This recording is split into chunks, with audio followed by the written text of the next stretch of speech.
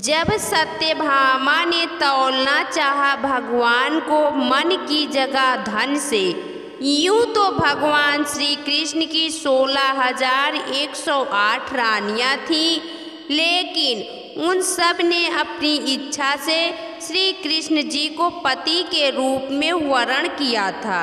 उनकी 3 पटरानी थीं जिनसे उनका विधिवत विवाह हुआ था, रुक्मणी, जामवंती तथा सत्यभामा। उन सब में से श्री कृष्ण सबसे अधिक प्रेम सत्यभामा को करते थे।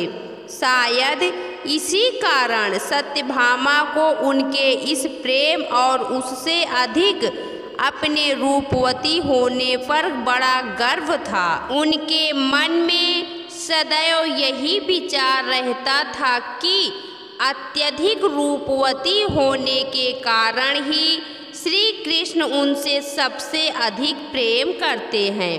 ये बात श्री कृष्ण को कुछ उचित नहीं लगी। उन्होंने सत्यभामा के इस भ्रम को दूर करने की योजना बनाई।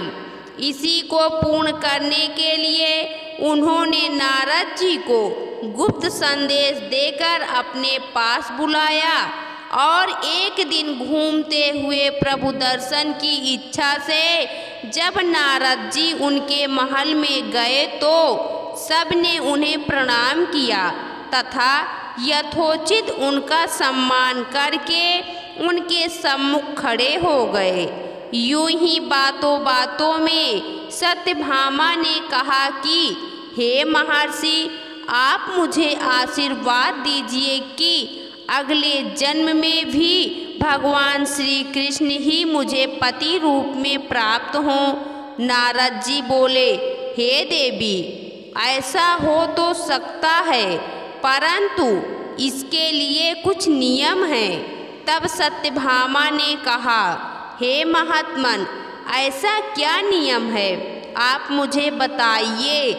मैं अपने प्रभु को जन्म जन्मांतर को पाने के लिए सारे नियमों का पालन कर सकती हूँ। तब नारद जी बोले, यदि कोई व्यक्ति अपनी सबसे अधिक प्रिय वस्तु इस जन्म में दान करे तो अवश्य ही वह वस्तु उसे अगले जन्म में प्राप्त होती है। तो अगर आप भी ऐसा चाहती हैं तो आपको भी श्री कृष्ण का दान करना चाहिए, तभी वो आपको अगले जन्म में फिर से प्राप्त होंगे। तो फिर मैं प्रभु को किसे दान करूं? सत्यभामा ने नारद जी से पूछा। आप हमें ही दान कर सकती हैं, प्रभु को नारद जी बोले। यह सुनकर सत्यभामा ने श्री कृष्ण को नारद जी को दान रूप में देने का निश्चय कर संकल्प कर दिया। जब अपने दान की वस्तु साथ ले नारद जी स्वर्गलोक को जाने लगे तो सत्यभामा को चिंता हुई। उन्होंने सोचा बाद के लिए अपना बनाना था, परंतु प्रभु तो अभी से ही हमसे अलग हुए जा रहे हैं। यह सोचकर सत्यभामा रुक्मणी के पास पहुंची और उन्हें सारी बात कही। तब तक नारद जी श्री कृष्ण को अपने साथ ले जाने की तैयारी कर चुके थे। तभी रुक्मणी ने जाकर कहा, हे ऋषिवर, आप प्रभु को अपने साथ कैसे ले जा सकते हैं? तो नारद जी बोले, क्यों नहीं ले जा सकते? दान की हुई वस्तु को ले जाने में क्या हर्ज है? अब तो ये मेरे हो गए हैं। तब देवी रुक्मणी बोली, हे मुनिवर, परंतु मैंने तो प्रभु का दान नहीं किया है और इन पर जितना सत्यभामा का अधिकार है उतना ही मेरा भी, इसलिए आप इन्हें अपने साथ नहीं ले जा सकते हैं। इस पर नारद जी बोले, हे देवी, आपकी ये बात तो उचित है, परंतु सत्यभामा ने इन्हें दान स्वरूप मुझे दिया है, इस कारण ये अब मेरे हैं, ये बात भी अनुचित नहीं है। तब सत्यभामा हाथ जोड़कर बोली, महर्षि, कोई ऐसा रास्ता नहीं है जिससे मेरा वचन भी पूरा हो जाए और मेरे पति श्री कृष्ण भी हमारे पास ही रहे। तब नारद जी कुछ सोचकर बोले, एक उपाय है, यदि श्री कृष्ण के बराबर सोना व रत्न आप हमें दे दें तो हम श्री कृष्ण को आपके पास ही छोड़ सकते हैं।